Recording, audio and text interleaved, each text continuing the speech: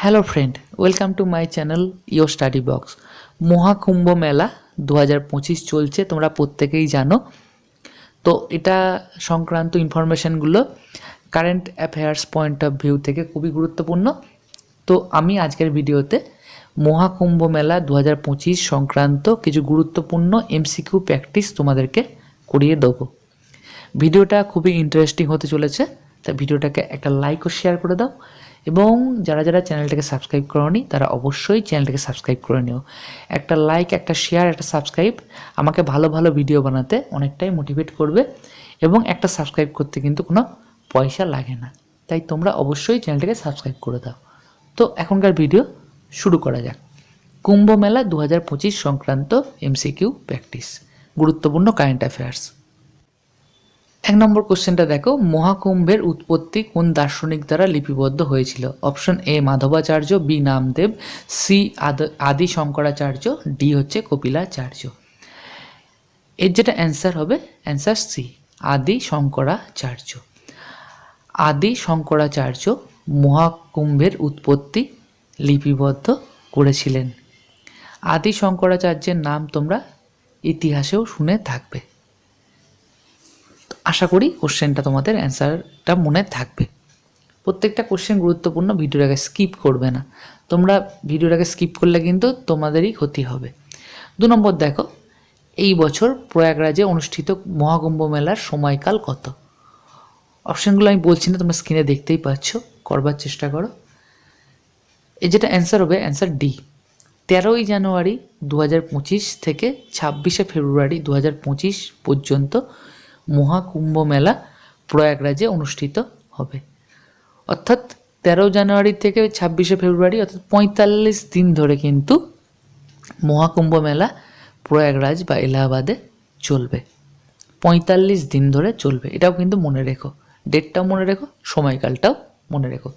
3 নম্বর দেখো, প্রচণ্ড গুরুত্বপূর্ণ কোশ্চেন, কোন পৌরাণিক ঘটনা কুম্ভ মেলার সাথে সম্পর্কিত? অপশনগুলো দেখে নাও। এর যেটা অ্যান্সার হবে অপশান বি, সমুদ্র মন্থন। এই কোশ্চেনটা কিন্তু এক্সামে আসতেই পারে, যে কোন পৌরাণিক ঘটনা কুম্ভ মেলার সাথে সম্পর্কিত।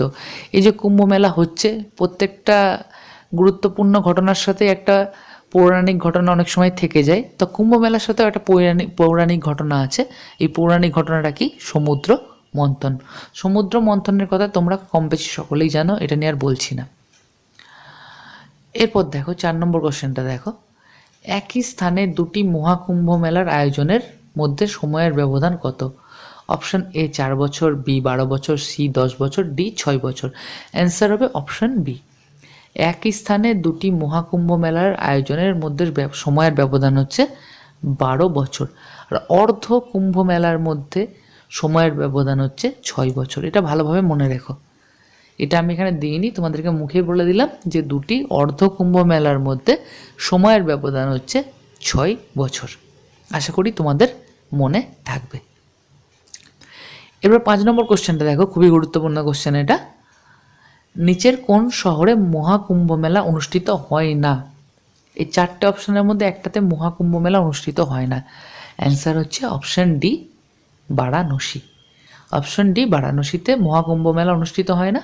মহাকুম্ভ মেলা অনুষ্ঠিত হয় হরিদ্বার, নাসিক, এলাহাবাদ এবং উজ্জয়িনীতে।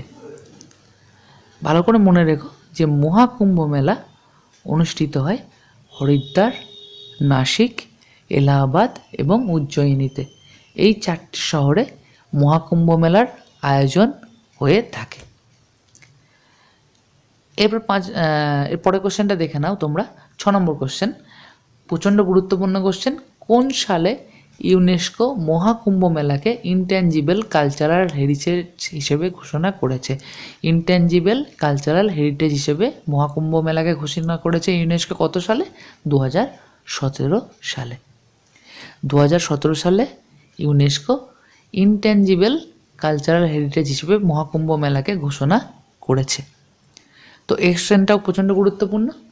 আজকের ভিডিও এ পর্যন্তই। এই কোশ্চেনগুলো প্রত্যেকটাই গুরুত্বপূর্ণ, তাই ভিডিওটাকে অবশ্যই লাইক ও শেয়ার করে দিও। এবং তোমরা অনেকেই ভিডিও দেখছো কিন্তু চ্যানেলটাকে সাবস্ক্রাইব করছো না, তাদের কাছে একটা অনুরোধ, চ্যানেলটাকে সাবস্ক্রাইব করে চ্যানেলটার পাশে থাকো। একটা সাবস্ক্রাইব করতে কোনো পয়সা লাগে না, এবং চ্যানেলটাও আপকামিং সব এক্সামে তোমাদের পাশে থাকবে, এটুকু বলতে পারি। ভিডিও শেষ করলাম, খুব তাড়াতাড়ি নতুন ভিডিওতে দেখা হচ্ছে। ভালো থেকো, অনেক অনেক পড়াশোনা করো।